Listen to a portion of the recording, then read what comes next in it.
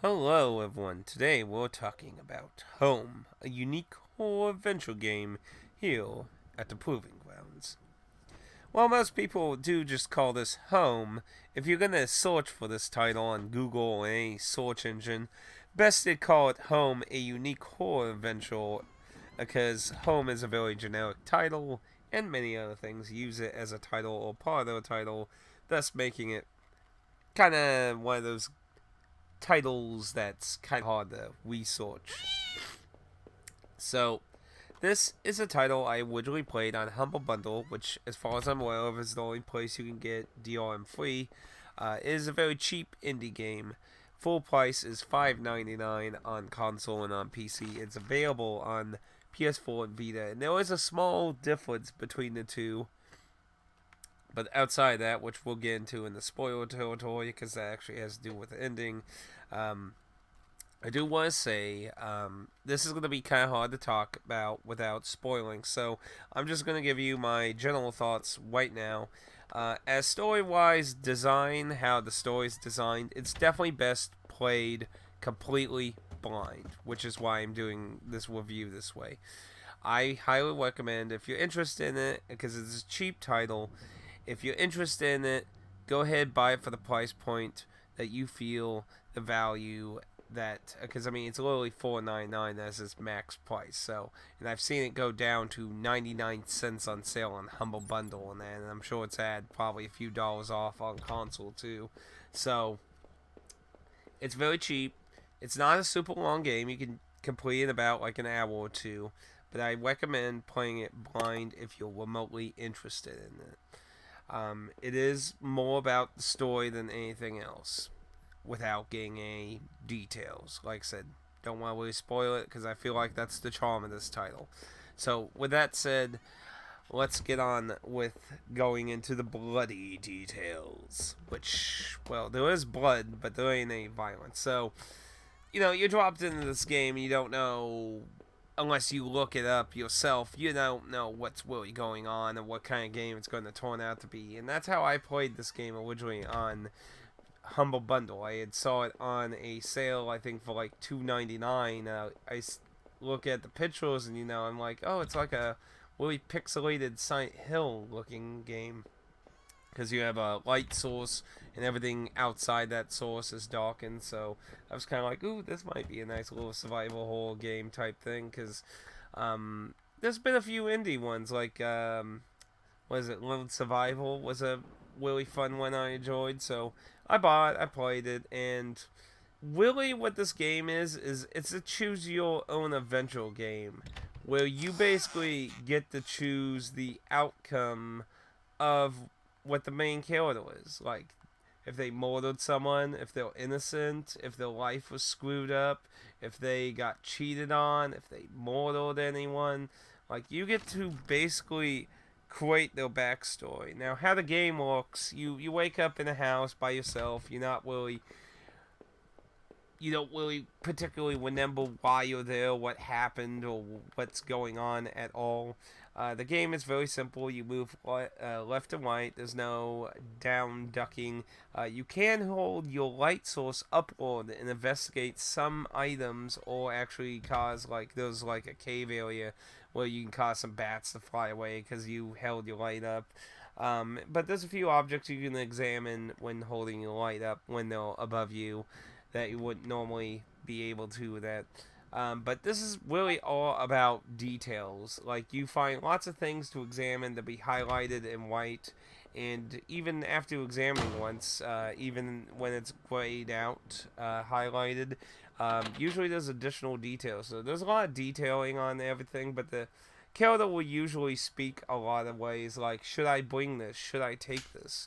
And sometimes you'll even get a few choices with what they find. Like, say they open a box and I found, and you get to, like, literally choose what they found in a way. Now, this type of being a choose your adventure type storyline, there's a few different endings you can get, but ultimately there is one ending, and this is the ending that's actually a little different on console and PC. How you get this ending, um, that basically explains what's really going on in this game. Now, I like I said, if or did I say, if I didn't say it, but I meant to say it, I own this game in two forms. I played it on Humble Bundle DRM free long time ago, but I do have the limited one version on PS4.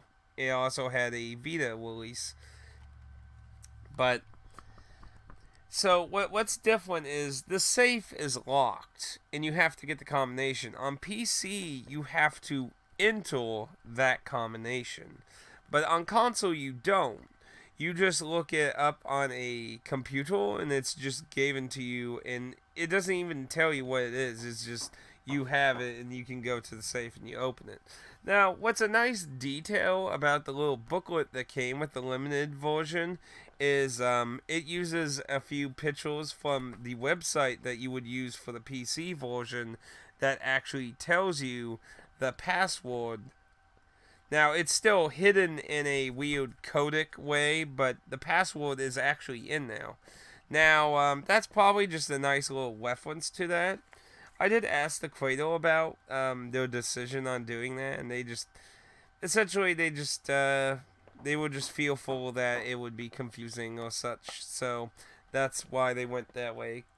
I don't blame them necessarily because being obviously it was a digital release way before it got a physical release with a limited one, so it would make sense that you wouldn't want to make it hard to get a ending like that. I mean, having a meta game like that isn't completely abnormal. There's a few games that have done that before, but they're usually almost always PC games. They're more less so than console.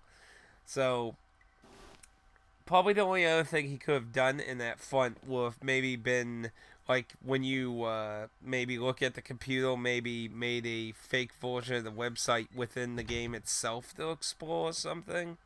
But obviously that would have involved more work and, well, I don't know profit wise or not how he viewed all this, but I guess you could have made the argument maybe it wasn't worth his time to get that programmed into the game, or if it even was possible to program into his build of the game without maybe changing a lot of things, maybe. But this ending reveals that your character basically has schizophrenia, so they basically just keep fucking like having different thoughts on everything of that. So that would explain why you get an ending like where you think you killed your wife, an ending where you think a coworker was cheating with your wife and murdered her. You can get an ending where you murder yourself, or suicide, or it went away for your problems. Just your character takes on different personalities of being a good, bad person, running away from the problems and things. But honestly, you just find out it's all in his head, and that's ultimately what you find out in the end, that your wife couldn't stand the fact that you just kept essentially having a issue remembering everything and always getting like different things remembered. So it just turns out your character was just kind of crazy, basically. That, but it's a simple little teeny little story that not anything too crazy. Like I said, it's essentially a video game choose yourself adventure. It's mostly about the details and everything you examine, because visually it's pretty simple. Like I said, you can only move left, right, hold your light up, and that. So visually, you're just seeing a lot of sprites and getting a lot of detail of the items you're examining. It's a simple little game. It's a cheap little game. Obviously, like I said, the max price is $5.99 if you're gonna go the digital route, because so far, unlike a lot of other games, because you got a lot of different you have a lot of limited companies nowadays, and like Wet Arts, for example, has been reprinting European versions of some of the limited one games, so it kind of depends on that a little bit, but nobody else has picked up doing a physical version of this game. Now, if you're wanting to look into a physical version of this game, It looks like currently on eBay there was only 4 listings of it, and they're priced around $40-50. So this looks like it's not a cheapo. I mean, it's not super expensive either, but for what you're getting content-wise in this game, that's a lot of money, because this is about a 2-hour experience at most per playthrough, without spamming through. Like, if you spam through all the text and everything, you're looking at about an hour playthrough, or shorter there, depending on how quickly you go through text you're related to the particular ending you want. But all I gotta say is I actually enjoyed my first time playing through this game on PC, and not so much the second time. Because on the first time I played it, I was completely blind. Like I said, I didn't know what context of kind of game it was going to be outside the few screenshots it shows. And it has a very good atmosphere to it. There's no music really. It's just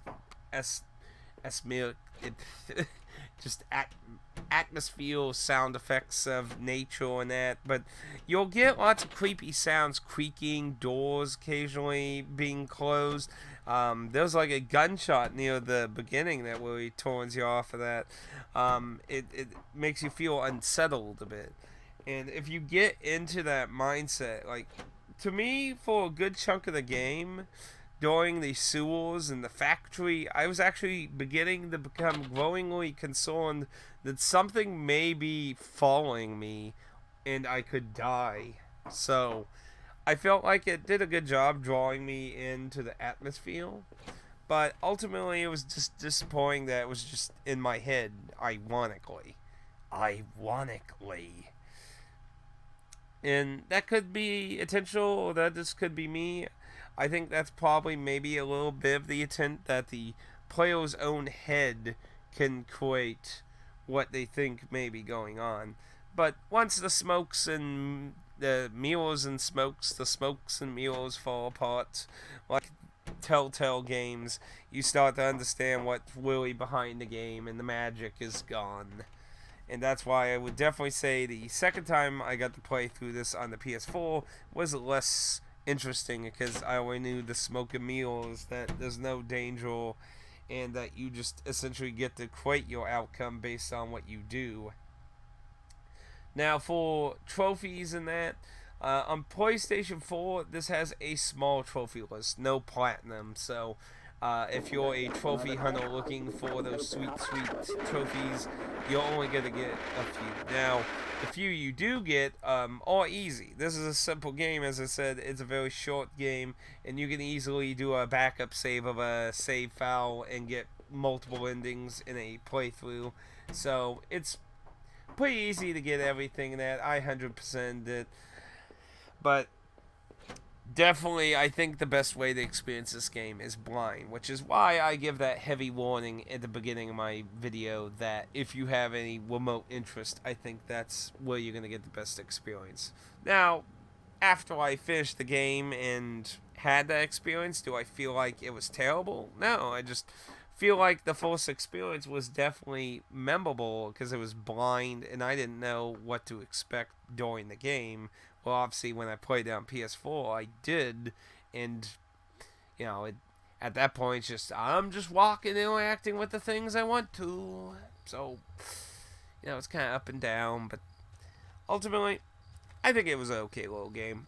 Obviously, this is not going to be for everyone. Like I said, it's very narrative, and I wouldn't recommend it if you don't like visual novel, choose your adventure, very story heavy games. But if you want something small, short, definitely could recommend for the Vita for a drive here and there. But ultimately, this one's not going to give you a lot of replay or anything. You're going to be done with it and likely not go back to it, which is a bit of a shame. The creator, Benjamin Wivels, has quite a few other games, and I believe 2 other ones. Limited One has done releases of. So I haven't played any of those, so I'm curious to see what other games, what his other games will be like. As a small footnote, the little booklet comes with the PS4 version. At the end of it, he does talk a little about the making of Home. And essentially, this was conceived on an iPad before becoming a PC release out of interest. But originally, he was going to make it a 43 by 32 mock-up to like mimic even retro looking games. But apparently, his wife convinced him to make it a more upscaled pixel style, which I think looks probably more acceptable to most people. Because the screenshot for the older mock-up looks like Atari, essentially. So I think that definitely would probably fall out of too many people. So I definitely think his wife made a good call on going on it. Like, I think this is much more acceptable retro for the casual type people.